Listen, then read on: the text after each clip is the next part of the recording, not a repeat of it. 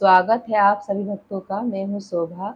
आज मैं देवी भागवत पुराण में लिखा गया दूसरा अध्याय को पढ़कर सुनाऊंगी, जिसमें बताया गया है कि भगवान श्री कृष्ण ने किस प्रकार जामवान से मणि हासिल की और किस प्रकार वह जामवती से विवाह करते हैं।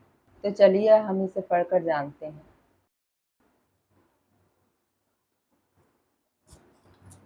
सर्वमंगल मांगल्ये शिवे सर्वार्थ साधिके शरण्ये त्र्यंबके गौरी नारायणी नमोस्तुते। ओम गणेशाय नमः। देवी भागवत के महात्म्य प्रसंग में जामवान के यहाँ से श्री कृष्ण के मणि प्राप्त करने तथा जामवती से विवाह करके द्वारका लौटने की कथा। ऋषियों ने पूछा, महाबुद्धिमान सुत जी, महाभाग वसुदेव ने कैसे पुत्र प्राप्त किया? भगवान श्री कृष्ण ने परिभ्रमण करके प्रसेन को कहाँ खोजा और क्यों खोजा? श्रीमद् देवी भागवत की यह कथा वसुदेव जी ने किस विधि से सुनी और इसके कौन वक्ता हुआ, यह बताने की कृपा कीजिए। सुत जी बोले, भोजवंशी राजा सत्राजित द्वारका में सुखपूर्वक रहते थे। उनके द्वारा सदा सूर्य का आराधना हुआ करता था। भगवान सूर्य ने सत्राजित की भक्ति से परम प्रसन्न होकर उन्हें अपने लोक का दर्शन कराया। साथ ही उन्हें एक सैमंतक नामक मणि दी। सत्राजित उस मणि को गले में धारण कर द्वारका आए। वह मणि अत्यंत चमकीली थी। उसे देखकर पुरवासियों ने समझा कि सूर्य नारायण है। अतः सुधर्म सभा में बैठे हुए भगवान श्री कृष्ण के पास जाकर वे उनसे कहने लगे, जगत प्रभो, यह सूर्य नारायण आ रहे हैं। उनकी बात सुनकर भगवान श्री कृष्ण के मुख पर मुस्कान छा गई। वे बोले, अरे बालको, ये सूर्य नहीं है, ये तो समंतक मणि धारण कर सत्राजित आ रहे हैं। मणि के कारण उनकी ज्योति फैल रही है। सूर्य ने उन्हें यह मणि दी है। तदंतर सत्राजित ने ब्राह्मणों को बुलाकर उनसे स्वास्थ्य वाचन कराया, मणि की पूजा की और उस मणि को अपने भवन में स्थापित कर दिया। प्रतिदिन 8 भार स्वर्ण देने वाली वह मणि जहाँ रहती थी, वहाँ महामारी, दुर्भिक्ष एवं अन्य उत्पात संबंधी भय कभी नहीं ठहर सकते थे। सत्राजित के एक भाई थे, उनका नाम प्रसेन था। एक बार वे उस मणि को गले में धारण कर घोड़े पर सवार हुए और शिकार खेलने के लिए वन को चल पड़े। उन्हें सिंह ने देखा और घोड़े सहित मारकर मणि ले ली। ऋक्षराज जामवान बड़ा बली था। उसने देखा सिंह मणि लिए हुए हैं, अतः बिल के द्वार पर ही सिंह को मारकर उसने मणि छीन ली और उसे अपने पुत्र को खेलने के लिए दे दिया। बच्चा भी उस चमकीले मणि को लेकर खेलने लगा। कुछ समय बाद जब प्रसेन नहीं लौटे, तब सत्राजित को महान दुख हुआ। कहा, पता नहीं किसे मणि पाने की इच्छा हो गई, जिसके हाथों प्रसेन काल का ग्रास बन गया। फिर तो जन समाज के मुख से द्वारका में इस प्रकार किंवदंती फैल गई कि हो न हो श्री कृष्ण ने प्रसेन को मार डाला है, क्योंकि मणि में उसकी आसक्ति हो गई थी। यह बात भगवान श्री कृष्ण के कानों में भी पड़ी। अपने ऊपर लगे हुए इस कलंक को दूर करने के लिए उन्होंने कुछ प्रवासियों को साथ लेकर यात्रा आरंभ कर दी। वे वन में पहुंचे। सिंह द्वारा मारे हुए प्रसेन को देख रक्त से चिन्हित मार्ग को पकड़कर सिंह को खोजते हुए वे आगे बढ़े। एक बील के द्वार पर मरा हुआ सिंह दिखाई पड़ा। तब कृपा परवश हो वे पुरवासियों से कहने लगे, तुम लोग मेरे लौटने तक यहीं रहना। मणि लेने वाले का पता लगाने के लिए मैं इस बिल के अंदर जा रहा हूँ।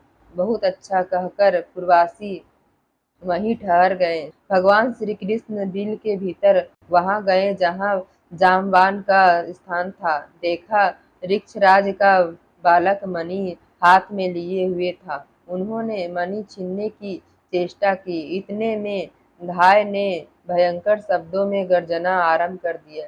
धाय की चिल्लाहट सुनकर वहां तुरंत जामवान आ पहुंचा। उसका भगवान श्री कृष्ण के साथ युद्ध आरंभ हो गया। रात दिन लगातार लड़ाई होती रही।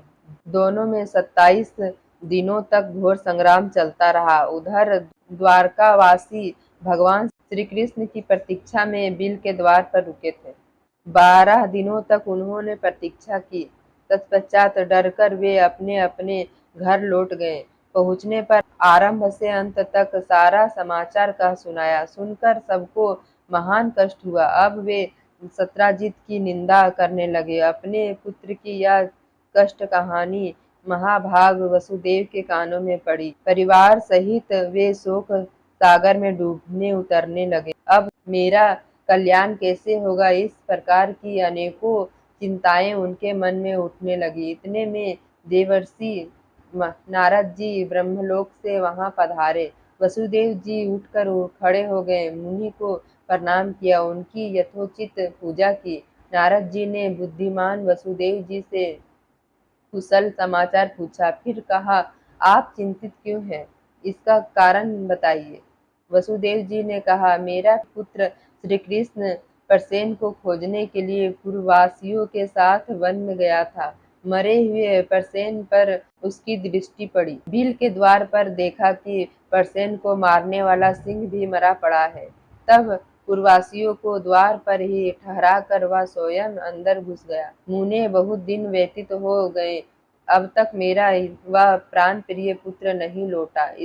इसी से मैं चिंतित हूँ। कोई ऐसा उपाय बताने की कृपा कीजिए जिससे मेरा लड़का शीघ्र वापस आ जाए। नारद जी बोले, यदु श्रेष्ठ, तुम पुत्र प्राप्ति के लिए अंबिका देवी की आराधना करो। उनके आराधना से ही तुम्हारा शीघ्र कल्याण होगा। वसुदेव जी ने कहा, देवर्षि, वे अंबिका देवी कौन है, उनकी क्या महिमा है और कैसे उनका पूजन होता है, भगवान यह बताने की कृपा कीजिए। नारद जी बोले, महाभाग वसुदेव, अंबिका देवी के संपूर्ण महात्म्य को विशद रूप से कौन कह सकता है। मैं संक्षेप से कुछ कहता हूँ, सुनो। भगवती अंबिका नित्य स्वरूपिणी है, सत्यचित और आनंदमयी उनका श्री विग्रह है। वे सर्वोपरि है, यह चराचर जगत उनसे ओतप्रोत है। उन्हीं की आराधना के प्रभाव से ब्रह्मा जी इस चराचर जगत की रचना करते हैं। मधु और केटव से भयभीत होने पर पितामह ने देवी की स्तुति की और वे उस भय से मुक्त हुए। उन्हीं की कृपा से भगवान विष्णु इस जगत का संरक्षण करते हैं। भगवान रुद्र पर उनकी कृपा दृष्टि पड़ी, तभी संसार के संहार में वे सफल हो सके। वे ही संसार बंधन में हेतु हैं, मुक्त कर देना भी उन्हीं का काम है। वे देवी परमा विद्या स्वरूपिणी है, संपूर्ण शक्तिशालियों पर भी उनका शासन रहता है। तुम नवरात्र विधि से उन भगवती जगदम्बा का पूजन करके 9 दिनों में श्रीमद् देवी भागवत पुराण सुनो। उस पुराण के स्वर्ण करने से शीघ्र ही तुम्हारा पुत्र लौट आएगा। इस इस पुराण के पढ़ने और सुनने वाले से भुक्ति मुक्ति दूर नहीं रहती। इस प्रकार मुनिवर नारद जी के कहने पर वसुदेव जी ने उनके उनके चरणों में मस्तक झुकाया और अपार प्रसन्नता प्रकट करते हुए कहने लगे। वसुदेव जी बोले, भगवान, आपके कहने पर भगवती जगदम्बिका के कृपा प्रसाद से सिद्ध होने वाला अपना पूर्व प्रसंग मुझे याद आ गया। उस उसे मैं कहता हूँ, सुनिए। पहले की बात है, आकाशवाणी से यह जानकर कि देवकी के 8वें गर्भ से कंस का निधन होगा। पापी कंस ने भय के कारण मुझे सभा में ही घेर लिया। अपनी स्त्री देवकी के साथ मुझे कारागार की हवा खानी पड़ी। क्यों ही बच्चे पैदा होते दुरात्मा कंस उन्हें मार डालता था। कंस के हाथों मेरे 6 बालकों की मृत्यु हो जाने पर देवकी के कर्ण में शोक का सागर उमड़ पड़ा। अब वह कल्याणी रात दिन चिंता करने लगी। तब मैंने मुनि गर्ग जी को बुलाकर उनके चरणों में मस्तक झुकाया, पूजा की, अनुनय विनय किया और पुत्र की इच्छा प्रकट करते हुए देवकी की कष्ट कथा उन्हें कह सुनाई। मैंने कहा, भगवान आप करुणा के सागर है, यादवों ने आपसे दीक्षा पाई है, उन्हें आप दीर्घजीवी पुत्र प्राप्त होने का साधन बतलाने की कृपा करें। तब दयानिधि गर्ग जी प्रसन्न होकर मुझसे कहने लगे। गर्ग जी बोले, महाभाग वसुदेव, दीर्घजीवी पुत्र प्राप्त होने का उपाय बताता हूँ, सुनो। भगवती दुर्गा भक्तों का दुख दूर करने वाली और कल्याण स्वरूपिणी है। तुम उन्हीं की आराधना करो, उनकी कृपा से तुम्हारा तुरंत कल्याण हो जाएगा, क्योंकि उनकी उपासना से अखिल जनों के समस्त मनोरथ पूर्ण हो जाते हैं। भगवती दुर्गा में भक्ति रखने वाले मनुष्यों को जगत में कुछ भी दुर्लभ नहीं है। मुनि मुनि के यूं कहने पर हम पति पत्नी दोनों के हृदय में अपार हर्ष छा गया। मैंने अत्यंत भक्ति पूर्वक उनको प्रणाम किया और हाथ जोड़कर कहा, भगवान आप परम दयालु हैं, यदि मुझ पर आपकी कृपा हो तो मथुरापुरी में रहकर ही आप मेरे लिए भगवती जगदम्बिका की आराधना आरंभ कर दीजिए। महामते मैं कंस के यहाँ बंदी बना हूँ। इस समय मुझसे कुछ भी होने की संभावना नहीं दिखती,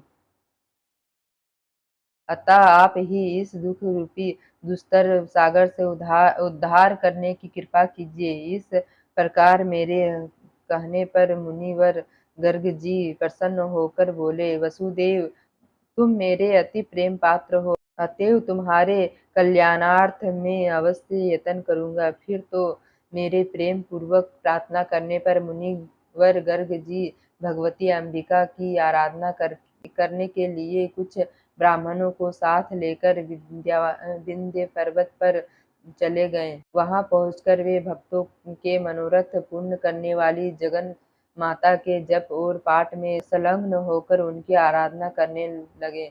अनुष्ठान समाप्त होने पर आकाशवाणी हुई, मुने मैं प्रसन्न हूँ, तुम्हारा कार्य अवश्य सिद्ध होगा। पृथ्वी का भार दूर करने के लिए मैंने श्री विष्णु को आदेश दिया है। के यहाँ वसुदेव के यहाँ देवकी के गर्भ से वे अपना अंश अवतार ग्रहण करेंगे। उनके प्रकट होते ही वसुदेव जी कंस के डर से उन्हें लेकर गोकुल में नंद जी के घर पहुंचा देंगे। साथ ही यशोदा जी की कन्या को ले जाकर अपने यहाँ आए हुए कंस को दे देंगे और कंस उस कन्या को जमीन पर दे मारेगा। इतने में ही वह कन्या कंस के हाथ से छूट जाएगी, उसका अत्यंत मनोहर रूप हो जाएगा। मेरा ही अंश रूप विग्रह धारण करके वह विंध्यगिरि पर जाकर जगत के कल्याण में संलग्न हो जाएगी। इस प्रकार आकाशवाणी सुनकर मुनिवर गर्ग जी ने भगवती जगदम्बिका को प्रणाम किया। अत्यंत प्रसन्न होकर वे मथुरापुरी में आए। मैंने उनके मुख से देवी का वरदान सुना। सुनते ही हम पति पत्नी दोनों को बड़ी ही प्रसन्नता हुई। मेरे हृदय में आनंद का समुद्र उमड़ पड़ा। तभी से भगवती जगदम्बिका का उत्तम महात्म्य में जानता था। देवेश आज भी आपके मुखारविंद से वही महात्म्य में सुन रहा हूँ, अतः प्रभु आप ही मुझे श्रीमद् देवी भागवत सुनाने की कृपा कीजिए। देवर्षे आप दया के सागर हैं, मेरे सौभाग्य से ही आपका यहाँ पधारना हुआ है। वसुदेव जी का कथन सुनकर नारद जी प्रसन्न हो गए। शुभ दिन और शुभ नक्षत्र में उन्होंने कथा आरंभ कर दी। कथा की निर्विघ्न समाप्ति के लिए अनेकों ब्राह्मण नवान्न जप करने लगे। कुछ ब्राह्मणों ने मार्कंडेय पुराणोक्त दुर्गा सप्तशती का पाठ आरंभ कर दिया। नारद जी ने प्रथम स्कंद से कथा आरंभ की। वसुदेव जी भक्ति पूर्वक सुनते रहे। 9वें दिन कथा प्रसंग समाप्त हुआ। महाभाग वसुदेव जी ने प्रसन्न होकर पुस्तक और कथावाचक की यथोचित पूजा की। उस समय भगवान श्री कृष्ण का जाम्बान के साथ बिल में युद्ध चल रहा था। पश्चात भगवान श्री कृष्ण के मुष्टि प्रहार से जाम्बान घायल हो गया, उसकी देह रक्त से सन गई। फिर जब चेत हुआ तब उसने भगवान श्री कृष्ण के चरणों में मस्तक झुकाया और अपार श्रद्धा प्रकट करता हुआ वह उनसे अपना अपराध क्षमा करवाने लगा। उसने कहा, भगवान, मैं आपको जान गया, आप ही राघवेंद्र भगवान श्री राम हैं। आपके क्रोध से समुद्र क्षुब्ध हो उठा था, लंका चौपट हो गई और सपरिवार रावण का काल का ग्रास बन गया। भगवान वे ही आप अब श्री कृष्ण रूप से पधारे हैं, मेरी उद्दंडता क्षमा करे प्रभु, मैं सब तरह से आपका सेवक हूँ, उचित आज्ञा देने की कृपा करें। जामवान की बात सुनकर जगत प्रभु भगवान श्री कृष्ण ने कहा, ऋक्षराज, हम मणि के लिए यहाँ बिल में आए हैं। फिर तो ऋक्षराज जामवान ने प्रीति पूर्वक भगवान श्री कृष्ण की पूजा की, अपनी कन्या जामवती का उनके साथ विवाह करा दिया और मणि भी सौंप दी। अतः श्री कृष्ण ने जामवती को पत्नी रूप में स्वीकार करके मणि गले में धारण कर ली और जामवान से विदा लेकर वे द्वारका के लिए प्रस्थित हो गए। उसी दिन देवी भागवत की कथा समाप्त हुई। उद्धार बुद्धि वसुदेव जी ने ब्राह्मणों को भोजन कराकर उन्हें दक्षिणा से प्रसन्न किया। विप्रगण आशीर्वाद दे रहे थे कि उसी समय भगवान श्री कृष्ण मणि धारण किए हुए पत्नी के साथ वहां आ पहुँचे। भार्या सहित श्री कृष्ण चंद्र को वहां पधारे देखकर वसुदेव प्रभृति जितने लोग थे सबके नेत्र आनंद के आंसुओं से डूबा गए और हृदय में हर्ष की बाढ़ सी आ गई। तदंतर देवर्षि नारद जी भगवान श्री कृष्ण के आगमन से हर्षित हो श्री कृष्ण चंद्र और वसुदेव जी से आज्ञा लेकर ब्रह्म सभा को चल दिए। भगवान श्री हरि का जो यह चरित्र है उनके प्रभाव से अपयश शांत हो जाता है। शुद्ध चिंत होकर निर्मल भक्ति के साथ जो इससे पढ़ता और सुनता है वह पूर्ण सुखी हो जाता है। जगत में उसकी अभिलाषाएं अधूरी नहीं रह सकती और अंत में वह आवागमन से मुक्त हो जाता है। जय श्री कृष्ण। जय माता रानी। आपने अभी तक मेरे YouTube चैनल को सब्सक्राइब नहीं किया है तो सब्सक्राइब कर दीजिए और बेल आइकन को भी प्रेस